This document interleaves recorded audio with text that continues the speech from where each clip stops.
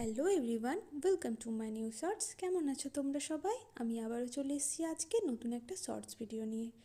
এই অর্ডারটা আমার এসেছিল পূর্ব বর্ধমান মঙ্গলকোট থেকে, কিন্তু যে অর্ডারটা করেছিল সে থাকে সুরাটে। তার বাপের বাড়ি হচ্ছে পূর্ব বর্ধমান মঙ্গলকোটে।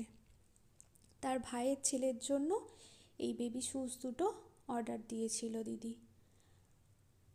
দিদি আমার অনেক পুরনো কাস্টমার।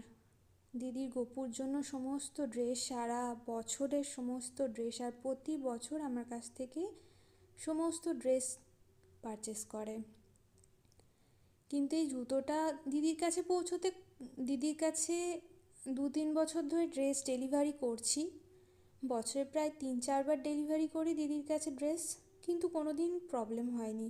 কিন্তু এই জুতোটা ডেলিভারি করতে গিয়ে এতটা প্রবলেম হয়েছে কি বলবো। যারা আমার মতো এই কুরিয়ার নিয়ে কাজ করো তারা হয়তো জানবে কতটা প্রবলেম ফেস করতে হয়।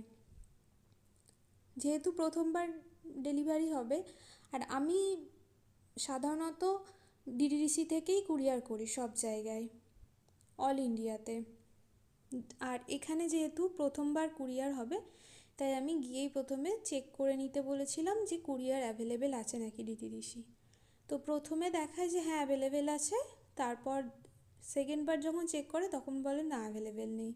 তো আমি আদার অপশান কী আছে জিজ্ঞেস করি, তখন বলে ডেলিভারি.ইন পাঠাই কুরিয়ার। 1 সপ্তাহ 1.5 সপ্তাহ হয়ে যায়, ডেলিভারি মেসেজ চলে আসে, ট্র্যাকিং চেক করি, তাও ডেলিভারি হয় না। দিদিকে জিজ্ঞেস করি, দিদি বলে যে হ্যাঁ ফোন করেছিল, তারপর আর সে বলে, মানে যে ডেলিভারি বয় সে বলে আমি কালকে দিয়ে আসবো, আমি আজকে আর যাচ্ছি না। তারপর থেকে সে আর ফোন রিসিভ করে না। কত যে প্রবলেম ফেস করতে হয় জানি না এখনও পর্যন্ত জুতোটা পেয়েছে কি না, তবে যদি পেয়ে যায় তোমাদের কাছে আপডেট দেব। আমার ভিডিওগুলো ভালো লাগলে চ্যানেলটাকে অবশ্যই সাবস্ক্রাইব করো, বন্ধুদের সাথে শেয়ার করো, কমেন্ট করো, লাইক করো। টাটা।